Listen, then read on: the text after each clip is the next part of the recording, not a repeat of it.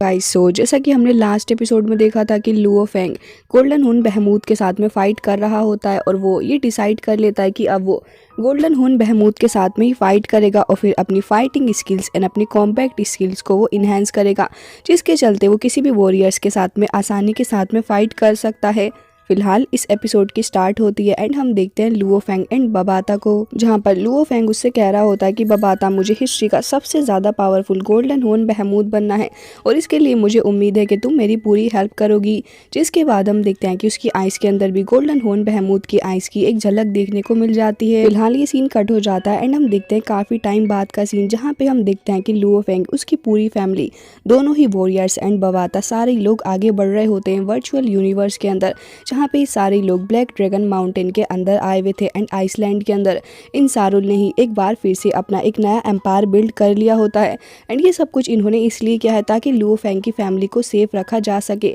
जहाँ पे बबाता कह रही होती है कि लुओ फेंग, मैंने एक बार फिर से इस कैसल को ऑप्टिमाइज कर दिया है, जैसा तुमने मुझे कहा था बिल्कुल उसी तरीके से, और इस बार इस कैसल के अंदर मैंने कुछ ज़्यादा चेंजेस नहीं किए हैं, बल्कि जो विला हमारा अर्थ पे हुआ करता था ये एग्जैक्टली उसके जैसा ही है, लेकिन इसकी सिक्योरिटी वो मैंने थोड़ी ज़्यादा इन्हांस कर दी है। जिसके बाद हम देखते हैं लुओ फेंग के दोनों ही बेबीज़ को, जो कि काफ़ी ज़्यादा ग्रो हो चुके थे, जो कि तुरंत ही अपनी मॉम का हाथ छुड़ा के वहाँ से भाग रहे होते हैं उस विला के अंदर। एंड दोनों ही वॉरियर्स देख रहे थे कि आखिर ये बच्चे कितने ज़्यादा खुश हो रहे हैं। जिसके बाद वो दोनों ही खुश होते हुए आगे बढ़ जाते हैं विला को चेकआउट करने के लिए। साथ साथ बबाता कह रही होती है कि वॉरियर्स, आप भी आगे चलिए एंड मुझे लगता है कि आपको ये विला काफ़ी ज़्यादा पसंद आने वाला है। जिसके बाद वो दोनों वॉरियर्स आगे बढ़ने लग जाते हैं और उसके बाद हम देखते हैं लुओ फेंग के पेरेंट्स को, जो भी अंदर जा रहे थे एंड वहाँ पे उसका भाई और उसकी गर्लफ्रेंड भी होते हैं, जो कि सारे लोग काफ़ी ज़्यादा खुश थे क्योंकि अब वो सेफ हो सकते हैं इस जगह पे। देखिए लुओ फेंग अपनी वाइफ के साथ में आगे बढ़ रहा होता है, तभी वहाँ पे वो उसको इशारा करता है तो शूशिंग आगे निकल जाती है और फिर लुओ फेंग वहीं पे खड़ा था, वो थोड़ा परेशान लग रहा था, तुरंत ही एक स्क्रीन को निकाल लेता है और फिर उसमें वो देखने लग गया था, जहाँ पे उसे एक न्यूज़ मिल रही होती है, जिस न्यूज़ के अंदर लुओ फेंग को पता चलता है कि वर्म होल के अंदर एक स्पेस क्राफ्ट को देखा गया है एंड ये स्पेस क्राफ्ट हो न हो नोलानसन फैमिली का ही होगा, जो कि काफ़ी ज़्यादा स्ट्रॉन्ग एंड उसको देखने में भी लग रहा है कि वो काफ़ी ज़्यादा हाई क्वालिटी का है। जिसके बाद हम देखते हैं एक काफ़ी ज़्यादा शानदार शिप को, जो कि फिलहाल वर्म होल के थ्रू एंटर कर रही होती है एक अलग सी जगह पे, एंड हमें यहाँ पे वर्म होल भी दिखाया जाता है। फिलहाल ये स्पेसक्राफ्ट शायद से अर्थ की तरफ ही आगे बढ़ रही है एंड उसे शायद से अर्थ की लोकेशन एक बार फिर से रिवील हो चुकी है। तभी बबाता उसको देख के बताती है कि लुओ फेंग, मुझे लग रहा है कि नोलानसन फैमिली की स्पेसशिप है एंड ये अपने कम से कम 3rd लेवल पर ही होगी एंड इसकी एडवांस टेक्नोलॉजी देखकर लग रहा है कि उन्होंने इस पर काफ़ी ज़्यादा खर्चा किया है, लेकिन अगर तुम कहो तो फिर मैं इसको हैक कर सकती हूँ। तभी लुओ फेंग उस शिप की तरफ को देखने लग गया था और बबाता को कहता है कि जो भी हो, भले ही जो भी हो जाए, लेकिन मैं फिलहाल इन सारे लोगों से डील करके रहूँगा, भले ही कितने ही मेरे सामने हो। जिसके बाद हम नोलानसन फैमिली के उसी लीडर को देखते हैं, जो कि काफ़ी ज़्यादा गुस्से में था एंड उसने भी अब अपना प्लान बना लिया होता है कि वो आगे क्या करने वाला है। जिसके बाद बबाता कह रही होती है कि अच्छा ही हुआ कि तुमने अपने गोल्डन हून बहमूद के साथ में पहले ही प्रैक्टिस करना स्टार्ट कर दिया है एंड तुम्हारी प्रैक्टिस को देखकर लग रहा है कि तुम बहुत ही जल्दी अपने स्टेलर लेवल के ऊपर पहुंच जाओगे। उसके बाद नोलानसन फैमिली के वॉरियर्स के साथ में डील करना आसान होगा। जिसके बाद लुओ फेंग उसी स्क्रीन को देख रहा था और उसे काफ़ी ज़्यादा गुस्सा भी आ रहा होता है। तभी बबाता को कहता है कि मुझे इस स्पेस क्राफ्ट के बारे में और भी इन्फॉर्मेशन दो और मुझे बताओ इसकी टाइमिंग को देख के कि आखिर ये कब तक हमारे पास में पहुंच जाएगी। जिसके बाद वो बबाता को कहता है कि बबाता, अर्थ के ऊपर मौजूद हमारे सारे लीडर्स को इस बात की इन्फॉर्मेशन दे दो कि हमारे अर्थ की तरफ काफ़ी सारी बड़ी सी एक स्पेस क्राफ्ट बढ़ रही है एंड हमें अपने वॉरियर्स को तैनात कर देना चाहिए, क्योंकि मुझे डर है कि जब तक मैं इस वर्चुअल यूनिवर्स के अंदर मौजूद हूँ तब तक अर्थ के ऊपर से खतरा बिल्कुल भी नहीं टलने वाला। जिसके बाद वो अपने सारे वॉरियर्स को याद करने लग जाता है, साथ साथ वो सारे मोमेंट को याद कर रहा था जो कि उसने अपनी फैमिली के साथ में बिताए हैं एंड वहाँ पे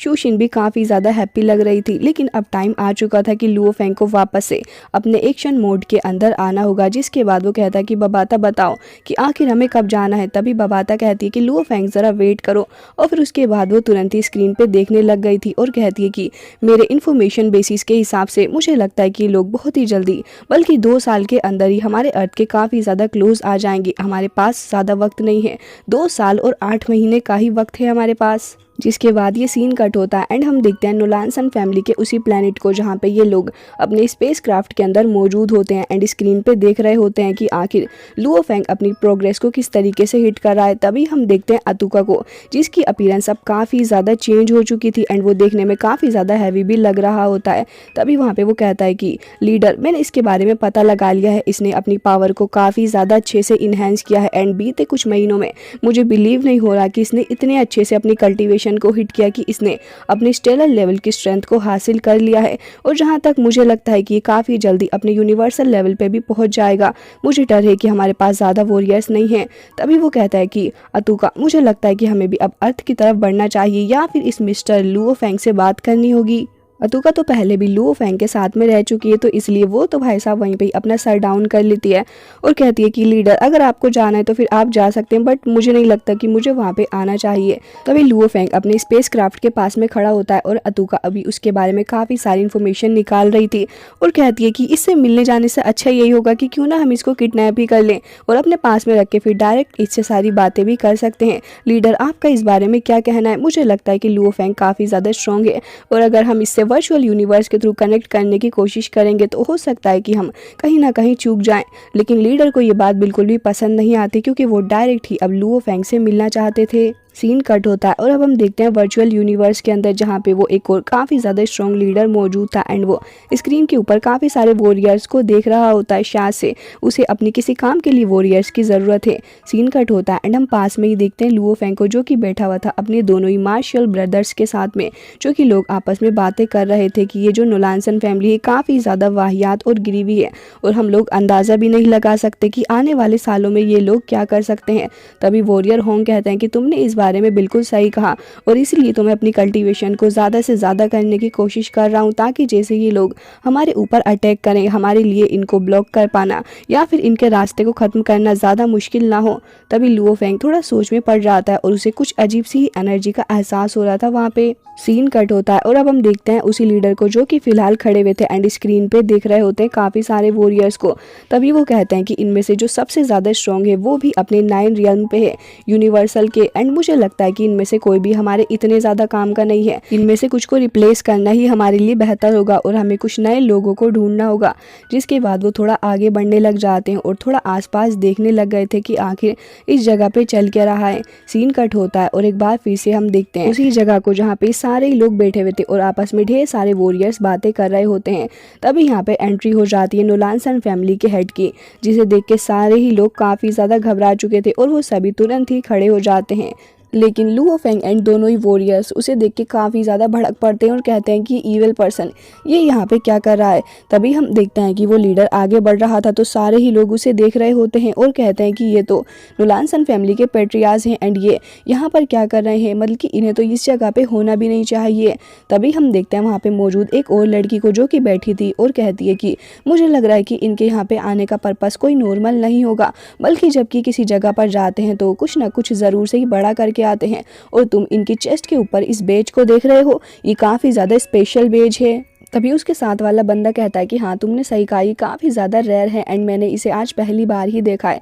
अब जैसे जैसे वो पेट्रियास आगे बढ़ रहा था सारे ही लोग पीछे को हट जाते हैं क्योंकि उन्हें पता था कि पेट्रियास के सामने आना उनकी मौत को दावत देना है। जिसके बाद वो लगातार आगे बढ़ रहा होता है एंड फाइनली लोगों को पता चल चुका था कि आखिर ये किस डायरेक्शन की तरफ बढ़ रहा है। फाइनली जाके हम देखते हैं कि एक टेलीपोर्टेशन एरे वहाँ पर मौजूद था, जिसका यूज़ करते हुए पेट्रियास थोड़ा आगे निकल जाता है और वो अब उस साइड पर आ चुका था जहाँ पे लुओ फेंग एंड टीम बैठे हुए थे। अब जैसे ही वो वहाँ पे आके खड़ा होता है, सरप्राइजिंगली लुओ फेंग तो कोई रिएक्शन ही नहीं देता, बल्कि वो तो ऐसे ही बैठा रहता है और साइड से उसको देख भी रहा था। ये सब कुछ देख के सारे ही लोग काफ़ी ज़्यादा हैरान हो जाते हैं कि आखिर ये पर्सन कौन है जो कि नोलानसन फैमिली के पेट्रियास के सामने भी खड़ा नहीं हो रहा। एंड साथ साथ इस वजह से अटेंशन लुओ फेंग की तरफ आ जाती है एंड वो लीडर भी खड़े होकर देख रहे थे लुओ फेंग को ही। जिसके बाद लुओ फेंग को देखते हैं जिसके साइड में आके पेट्रियास खड़ा हो चुका था और अब वो कह रहा होता है कि अर्थ लॉर्ड लुओ फेंग, आज मैं तुमसे कुछ स्पेशल बात करने के लिए आया हूँ। लुओ फेंग के हाथ में एक ड्रिंक होती है जो कि उसकी बातों को इग्नोर करते हुए पी रहा होता है एंड वो उसको कोई भी जवाब देने के लिए रेडी नहीं था। तभी हम देखते हैं और भी काफ़ी सारे लोगों को जिन्हें पता चल चुका था कि पेट्रियास यहाँ पे आया है, तो वो सारे के सारे वहाँ पे आ रहे होते हैं। फिलहाल यहाँ पे पेट्रियास कोई भी बातों को नहीं घुमाता और डायरेक्ट ही कह देता है कि मुझे अर्थ प्लेनेट को सेल कर दो एंड मैं उसके बदले में तुम्हें काफ़ी सारे पैसे दूंगा। अब जैसे ही लुओ फेंग कुछ कह पाता, लीडर वहाँ पे उसको कहने लग जाता है कि देखो ये जो तुम्हारा घटिया सा प्लेनेट है इसकी वर्थ ज़्यादा नहीं है बल्कि 2.1 बिलियन ही होगी, लेकिन अगर मैं तुमसे कहूँ कि मैं तुम्हें इसके बदले 100 बिलियन दूंगा तो फिर तुम्हारा जवाब क्या होने वाला है। अब इतना बड़ा अमाउंट सुन के आसपास मौजूद सारे ही लोग उसकी शक्ल को देखने लग गए थे। तभी पेट्रियास कहता है कि बताओ, अगर तुम इस प्लेनेट को मुझे सेल कर सकते हो तो फिर मुझे सेल कर दो और उसके बदले में तुम सारी मनी को रख लेना अपने पास में, और इसके साथ साथ तुम अर्थ जैसे काफ़ी सारे को भी बाय कर सकते हो। मुझे उम्मीद है कि तुम्हें मेरा ये ऑफर काफ़ी ज़्यादा पसंद आएगा एंड तुम मुझे मना नहीं करोगे। तभी उस रेड हेयर वाली बंदी को देखते हैं जो कि कह रही थी कि इतना ज़्यादा प्राइस आखिर ये अर्थ का करने के वाले हैं। तभी लीडर को देखते हैं जो कि कह रहा था कि बताओ लुओ फेंग, तुम्हारा इस बारे में क्या कहना है। लेकिन तभी लुओ फेंग अपनी ड्रिंक को वहाँ पे रख देता है और काफ़ी ज़्यादा गुस्सा भी हो रहा था। दूसरी ओर वो सेकंड लीडर भी वहाँ पे बैठ जाते हैं लुओ फेंग का डिसीजन जानने के लिए, क्योंकि अब ये मोमेंट काफ़ी ज़्यादा क्रिटिकल हो चुका था। तभी यहाँ पे लुओ फेंग कहता है कि देखो ये जो प्लेनेट अर्थ है वो कोई प्लेनेट नहीं बल्कि मेरा घर है, और कोई अपने घर को भला कैसे ही सेल कर सकता है। जिसके बाद पेट्रियास कहता है कि तुम ये बस बेकार की बातें कर रहे हो, तुम्हें अच्छे से पता है कि सारी प्लेनेट को सेल किया जा सकता है, तो भला तुम इतने बड़े अमाउंट को लेकर भी क्यों नहीं मान रहे हो। और अगर तुम मना करोगे तो तुम्हें अच्छे से पता है कि अर्थ के पीछे कितने सारे दुश्मन पड़े हुए हैं। जिसके बाद हमें अर्थ के अराउंड काफ़ी सारी शिप्स वगैरह भी दिखाई जाती हैं। तभी वॉरियर ली शेन उठ खड़े होते हैं और कहते हैं कि तुम्हारी हिम्मत भी कैसे हुई हमारे अर्थ को टारगेट करने की, अगर तुम यहाँ पर ऐसा करोगे तो फिर तुम्हारे लिए भी ये अच्छा नहीं होगा। ये सुनते ही पेट्रियास भड़क पड़ता है और कहता है कि मुझे लग रहा है कि तुम अपनी औकात से ज़्यादा बातें कर रहे हो, और अगर इसके बाद तुमने एक शब्द और भी मेरी इंसल्ट में कहा तो फिर मैं यहीं पे तुम्हारी जान ले लूँगा। तुम चुपचाप से 100 बिलियन कॉइन्स को एक्सेप्ट करो और उसके बाद फिर अर्थ मेरा हो जाएगा। बताओ तुम्हारा इस बारे में क्या कहना है, जाके दूसरे किसी प्लेनेट को खरीदते रहना। ये सुनते ही यहाँ पे लुओ फेंग तो कुछ भी नहीं कहता। वॉरियर ली शेन को भी काफ़ी ज़्यादा गुस्सा आ रहा होता है एंड अब सारे ही लोग यही देख रहे होते हैं कि आखिर लुओ फेंग का डिसीजन क्या होगा, क्योंकि इतने सारे पैसे अगर लुओ फेंग को मिलते हैं तो वाकई में उसका काफ़ी ज़्यादा फ़ायदा है। तभी बबाता लुओ फेंग के अराउंड आ जाती है और कहती है कि मुझे तो ये ऑफ़र काफ़ी ज़्यादा अच्छा लग रहा है लुओ फेंग, और अगर हमें इतने सारे पैसे मिल जाएंगे तो फिर हम काफ़ी सारे अर्थ को खरीद सकते हैं। बताओ तुम्हारा इस बारे में क्या डिसीज़न बनाए हैं। जिसके बाद लुओ फेंग थोड़ी आह भरता है और फिर कहता है कि मेरा जवाब तुमसे यही होगा कि, जिसके बाद उसका जवाब सुनने के लिए सारे ही लोग तड़प पड़ते हैं और यही जानना चाह रहे थे कि अब लुओ फेंग क्या कहेगा, और साथ साथ वो लीडर भी। सारे ही लोगों को इस बात की काफ़ी ज़्यादा उत्सुकता थी कि आखिर लुओ फेंग का क्या जवाब होगा। लेकिन लुओ फेंग तो एक बार फिर से वही कह देता है कि अर्थ किसी को सेल करने के लिए बिल्कुल भी नहीं है, वो मेरा घर है। और इसी के साथ ये एपिसोड हो जाता है एंड आई होप आपको अच्छा लगा होगा एंड इसका नेक्स्ट पार्ट भी आप लोगों को काफ़ी जल्दी देखने को मिलेगा हमारे चैनल पे। सो मिलते हैं नेक्स्ट वीडियो में, तब तक के लिए bye bye, take care of yourself.